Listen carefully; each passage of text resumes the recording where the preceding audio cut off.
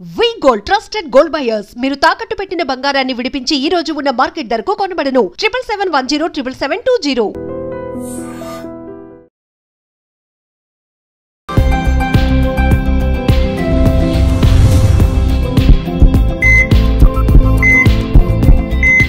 నమస్తే, welcome to healthy conversations with iDream media. నేను మీ Jhansi. So ఈరోజు నేను ఉన్నాను ఆంజనేయ రాజు గారితో, ట్రెడిషనల్ హీలర్ ఇంకా హెర్బలిస్ట్.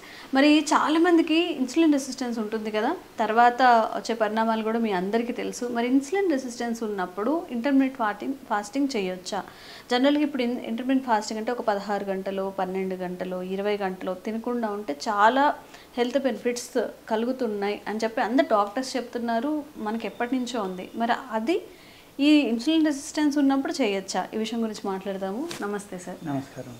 ఒంట్లో ఏదైనా డెఫిషియన్సీస్ ఉన్నప్పుడు, లేదంటే ఈ బీపీ, షుగర్, కొలెస్ట్రాల్ ఇలాంటి వాళ్ళు ఎక్కువ టైం ఉపవాసం ఉండొచ్చా అనేది అందరిలో ఉంది సార్. నాకు ఈ వ్యాధి ఉంది, నేను ఉండొచ్చా, నాకు ఇది ఉంది అని చెప్తుంటారు కదా. అసలు ఎవరు అంటే వీళ్ళు ఎక్సెప్ట్ చేయకూడదు అదే అలాంటిది ఏమైనా ఉంటుందా ఉపవాసానికి? అంటే అది శరీర తత్వం మీద ఆధారపడుతుంది. అంటే కొంతమందికి రెసిస్టెన్స్ పవర్ ఎక్కువ ఉంది, కొంతమందికి తక్కువ ఉంది. అది ఏజ్ మీద ఆధారపడి ఉంది, వాళ్ళకున్న రీడింగ్స్ మీద కూడా ఆధారపడి ఉంటుందమ్మా. కొంతమందికి ఇబ్బంది ఎక్కువ ఉంటుందమ్మా. వాళ్ళకి ఏంటంటే టైంకి తినకపోతే షుగర్ డౌన్ అయిపోవడం, అంటే ఏజ్ ఫ్యాక్టర్ అవనివ్వండి, ఇంకొక రకం అండి. కొంతమందికి ఏంటంటే వాళ్ళు తినకపోయినా ఏమీ చేయదు. వాళ్ళు టైంకి తినకపోయినా కానీ, టైంకి తిన్నా కానీ, ఎక్కువ తిన్నా తక్కువ తిన్నా కూడా వాళ్ళకి అంత ప్రభావం చూపిస్తాము. అందరి శరీరాలు ఒకలాగా రియాక్ట్ అవ్వవు. అలాగ సమయానికి ఆహారం తినకపోతే ఇన్సులిన్ డౌన్ అయిపోతుంది అనుకున్న వాళ్ళు మట్టుకి ఇంటర్మీడియట్ ఫాస్టింగ్లు అయ్యి చాలా స్లోగా మొదలుపెట్టి చేసుకుంటూ వెళ్ళాలమ్మా. స్టడీ చేసుకుంటా. సపోజు 12 గంటలు, 10 గంటలు, 9 గంటలు ఏదో ఒక టైం పెట్టుకుని, ఆ టైం తర్వాత ఏదో కొద్దిగా తినటం, మామూలుగా తిన్నట్టు కాకుండా గ్యాప్ పెంచుకోవడం. అదే మళ్ళీ 9 గంటల నుంచి 9:30 గంటలు, 10 గంటలు అలా స్లోగా పెంచుకుంటా శరీరానికి అలవాటు చేసుకుంటా వెళ్తే ఏ విధమైన ఇబ్బంది రాదు. ఓకే, నేను చెప్పేది కాదు, డాక్టర్స్ కానీ లేకపోతే మన యోగిక్ సైన్స్లో కూడా, యోగిక్ సైన్స్ మోడర్న్ సైన్స్ కలిపినప్పుడు ఏమంటారంటే, ఈ ఇంటర్మీడియట్ ఫాస్టింగ్ అంటే మీరు ఎక్కువ గ్యాప్ ఇవ్వడం వల్ల ఆహారానికి మధ్యన ఆ ఎక్కువ గ్యాప్ ఇచ్చిన టైంలో మీ స్టమక్లో ఉన్న బ్యాక్టీరియా అంతా బాడీ అంతా స్ప్రెడ్ అయ్యి టీ సెల్స్ పుట్టిస్తుంది. ఆ టీ సెల్ అనేది మీ బాడీలో చాలా ఇంపార్టెంట్ ఇమ్యూనిటీ సెల్ అన్నది. ఈ టీ సెల్ అనేది మేము ఎక్కడ చూస్తామంటే ఎయిడ్స్ కేసులోని, హెచ్ఐవి కేసెస్లోని ఈ CD4 సెల్స్ అంటాం మేము. ఈ టీ సెల్ కూడా చాలా ఇంపార్టెంట్ అనమాట. ఈ CD4 సెల్లో టీ సెల్ ఇవన్నీ కూడా రిలేటెడ్. ఈ టీ సెల్ అనేది పెరగడం వల్ల ఏమవుతుందంటే ఇమ్యూనిటీ అద్భుతంగా పెరుగుతున్నాము. పెరిగినప్పుడు ఆటోమేటిక్గా CD4 సెల్స్ కూడా పెరుగుతాయి, వైరస్ కౌంట్ తగ్గుతుంది. ఎందుకంటే ఈ టీ సెల్ వైరస్ని చంపేస్తుంది. ఈ టీ సెల్ పెరగాలి మన శరీరంలో అంటే ఇంటర్మీడియట్ ఫాస్టింగ్ అనేది, అంటే మన ఉపవాసం అనుకోండి. అది మీరు అది కీటో డైట్ అంటారు, ఇంటర్మీడియట్ డైట్ అంటారు, ఏంటో నాకు తెలియదు అది. కానీ ఉపవాసం అనేది అంత అద్భుతం చేస్తుంది కాబట్టి ఇస్లామిజంలో 1 నెల పాటు వాళ్ళకి ఉపవాసం అనేది పెట్టాడమ్మా ఆ ప్రీస్ట్ అనే. అదేవిధంగా మనకి ధనుర్మాసం అని, కార్తీక మాసం అని, ఒక పూట తింటాం, ఒక పూట ఉపవాసం ఉంటాం, లేకపోతే టైమ్లీ తింటాం.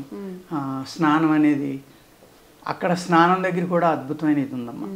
ఆ స్నానం కూడా ఏ నీళ్లతోటి చేస్తే ఏ ఫలితం వస్తుంది అనేది కూడా, సముద్రం నీళ్ళలో ఏముంది, నది నీళ్ళల్లో ఏముంది, కాలువలో ఏముంది, నూతిలో ఏముంది, చెరువులో ఏముంది. ఆ చెరువులో కూడా మళ్ళీ హంసలు తిరిగే చెరువులు అని కొన్ని ఉంటాయి.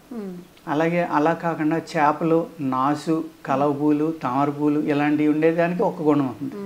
అలాగే ఏమీ లేకుండా క్లియర్గా ఉండి ఎండపడని చెరువులో ఉన్న నీళ్ళకి ఒక గుణం ఉంటుందమ్మా. వెన్నెల ఎండ పడే నీళ్ళకి ఒక గుణం. ఇన్ని రకాల ఆయుర్వేదంలో అద్భుతంగా రాసి ఉంటాయి. ఇవన్నీ మనం క్యాల్కులేట్ చేసుకెళ్తే శరీర తత్వం మీద డిపెండ్ అయ్యి ఉంది. కానమ్మా ఇక్కడ మనం పూర్వకాలం ఇన్ని ప్రాబ్లమ్స్ ఎందుకు లేవు అంటే, ఇప్పుడు నేను చెప్పిన ఇన్ని రకాల నీళ్లను కూడా ఎటువంటి నీరు తాగితే మంచిది. పూర్వం స్కిన్ డిసీజెస్ వచ్చినాయి అనుకోండి, సముద్ర స్నానానికి వెళ్ళరా తగ్గిపోతాయని వారు. నిజంగా తగ్గిపోయి. సొరసెస్ కూడా ఇప్పటికీ నేను చెప్తున్నానమ్మా, సొరయాసిస్ వచ్చిన వాళ్ళు సముద్రపుట్టున ఎక్కడైనా ఉంటే కనుక వాళ్ళు ఉప్పు నీళ్లు సముద్రంలో దిగటం భయం అయితే కనీసం అన్ని చోట్ల దిగటం ప్రమాదకరంగా ఉంటుంది. అందుకే ఉప్పు నీళ్లు తెచ్చుకుని స్నానం చేస్తే రోజు డెఫినెట్గా సొరయాసిస్లో అనేక రకాలు తగ్గిపోవడానికి అవకాశం ఉందమ్మా. అలాగే ఇప్పుడు గంగా నీరు ఉందండి. గంగలో ఇవాళ ఫారినర్స్ విపరీతంగా రీసెర్చ్ చేస్తున్నారు. గంగా అంత కల్మషం అయిపోయింది. కాశీలోనేమో కాలిన శవాలను దోసేస్తారు, కొంతమంది శవాలను అలాగే పడేస్తారు, డ్రైనేజ్ అంతా అందులోకి వెళ్ళిపోతుంది. ఇలా రకరకాలుగా అనుకుని వాళ్ళ వాటర్ టెస్ట్ చేసి తీసుకుని సీసాలు పోసి చూస్తే తీసినప్పుడు ఎంత బ్యాక్టీరియా ఉంది ఆ మురుగ్గా ఉన్న ఏరియాలో మన్నాడికి 100% క్లీన్ అయిపోతుందంట. ఎలా క్లీన్ అవుతుంది అనేది ఎవరికీ అర్థం అవట్లేదు. అందుకే గంగకి అంత పవిత్రత అనేది ఇచ్చారు. పూర్వం గంగా నీళ్లు గోప్రవేశం అయితే గంగా నీళ్లు జిమ్మేవారమ్మ. అలాగే గంగ తీర్థయాత్రలకు వెళ్ళి వచ్చిన వాళ్ళు ఆ గంగా చెంబులు ఎన్నో పట్టుకొచ్చేవారు. లీటర్లు నీళ్లు పట్టుకొచ్చి ఆ రాగి చెంబులో సీలేసిన చెంబులు ఉండి ఎంతంతుండి అవి పట్టుకొచ్చి అందరికీ తలోటి ఇచ్చేవారు. కాశీ త్వరాలని లేకపోతే గంగ నీళ్ళని. ఎవరికైనా జబ్బు వచ్చినప్పుడు కూడా చనిపోయే ముందర కూడా ఆ గంగ నీళ్ళలో తులసి రసం వేసి తాగించేవారు. ఇలాగా ఆ పవిత్రత అవనివ్వండి, అందులో ఉన్న ఆ అద్భుతమైన కెపాసిటీ జబ్బుని తగ్గించడం, క్రిముల్ని నాశనం చేసి మళ్ళీ ప్యూరిఫై అయిపోవడం అనేది ప్రపంచంలో ఇవాళ ఏ సైంటిస్ట్కి అందట్లా. ఏమీ అందట్లేదు ఇవాళ మోడర్న్ సైన్స్ ప్రకారం. మరి ఏ సైన్స్ తెలిసని దానికి అంత పవిత్రత పెట్టారు మన వాళ్ళు? ఏ విధంగా పెట్టారు అంటే ఆ సైన్స్ని ఒప్పుకోరు కదా. మీరు ఒప్పుకున్నప్పుడు మరి వాళ్ళు ఎలా చేశారు? ఆ గంగను చూస్తే ఒప్పుకోవాల్సి వస్తుంది కదా. ఒప్పుకోవాల్సిందే, కాదంటానికి వాళ్ళకి అర్థం అవట్లేదు ఎలా జరుగుతుంది అంటే ఆ పవిత్ర హిమాలయాల నుంచి అనేక రకాల ఔషధులతో కూడున్న అడవుల్లోంచి మూలికలు అవన్నీ తగులుతా అనేక రకాలైన మినరల్స్తో కూడి ఉన్న అక్కడి నుంచి పారి ఎన్నో రకాల కొండల మీద కురిసిన వర్షం, చెట్ల మించి కొండల మించి సెలయేళ్ళు ఇవన్నీ కలిసి ఒక నదిగా ఫామ్ అయ్యింది. అంటే అక్కడ వైబ్రేషన్ అవ్వచ్చు, ఆ మూలికల్లో ఉన్న అద్భుత శక్తి, ఆ పర్వతాల్లో ఆ మూలికల్లో ఆ మట్టిలో ఉన్న శక్తి అవ్వచ్చు ఏంటనేది. మేము చాలా గొప్పవాళ్ళం చంద్రమండలానికి వెళ్ళాము, సూర్యమండలానికి వెళ్తున్నాం అన్న. మరి ఆ నీళ్ళలో ఉన్న రహస్యం ఇంతవరకు ఎందుకు తెలుసుకోలేకపోయారని అడుగుతున్నానమ్మా నేను. అన్ని రకాల అద్భుతాలు ఉండేవి కాబట్టి ఎన్నాటికి లింక్ ఉంటుందమ్మా. ఏదో మనం ఇంటర్మీడియట్ ఫాస్టింగ్ చేసేస్తున్నాం అంటే చేసేయడం, లేకపోతే ఫాస్టింగ్ ఎవరు చేయొచ్చు ఎవరు చేయకూడదు అంటే దీని వెనకాల అనేక రకాల ప్రశ్నలు ఉంటాయి. ఒక యోగా మాస్టర్ ఉన్నాడు, ఆయన చేసినా కానీ ఆయనకు తట్టుకునే శక్తి వస్తుంది. ఒక మంచి స్పోర్ట్స్ పర్సన్ ఉన్నాడు, అతనికి ఇతర ప్రాబ్లమ్స్ ఉన్నా కూడా బీపీ ఉన్నా షుగర్ ఉన్నా సాధారణంగా ఉండేవాళ్ళకి ఒకవేళ ఉన్నా కూడా తట్టుకునే శక్తి వాళ్ళ శరీరంలో ఉంటుంది. అదే ఒక 80 ఏళ్ళు ఆయన ఉన్నాడు, ఇంటర్మీడియట్ ఫాస్టింగ్ చేస్తే షుగర్ తగ్గిపోతుందని ఆయన చేసాడు అనుకోండి. షుగర్ తగ్గిపోతే ఏమవుతుందమ్మా, ఆయన హాస్పిటల్లో జాయిన్ చేయాలి, చాలా ఇబ్బందులు పడాలి, మనిషి కూడా చనిపోవడానికి ఆస్కారం ఉంటుంది. చేత ఇలాగా అందరినీ ఒక తాటికి కట్టడం అనేది రాంగమ్మ. అలా కాకుండా మన శరీర తత్వం, మన వయస్సు, మనం వాడే మెడిసిన్, మన డాక్టర్ ఇచ్చే సలహాలు ఇవన్నీ ఫాలో అవుతా కనుక చేసుకుంటే ఈ ఇంటర్మీడియట్ ఫాస్టింగ్ అనేది ఏదైనా సరే ఇప్పుడు శరీరానికి సడన్గా అలవాటు చేయకూడదమ్మా. ఏదైనా సరే శరీర తత్వాన్ని చూసుకుంటా స్టెప్ బై స్టెప్ అలవాటు చేసుకుంటూ వెళ్తే ఆ రెసిస్టెన్స్ పవర్ని పెంచుకుంటూ వెళ్తే కనుక డెఫినెట్గా ఏ వ్యాధి ఉన్న వాళ్ళైనా సరే మీరేదో అంటే ఏంటంటే ఇంటర్మీడియట్ ఫాస్టింగ్ అలాంటివి చేయడానికి ఇబ్బంది ఏముండదు, డెఫినెట్గా చేసుకోవచ్చు. ఓకే, నిజంగా సార్ ఏదైనా మన వాళ్ళకి ఏదైనా ఉపయోగపడే చేయమంటే అక్కడ చాలా డౌట్స్ వస్తాయి.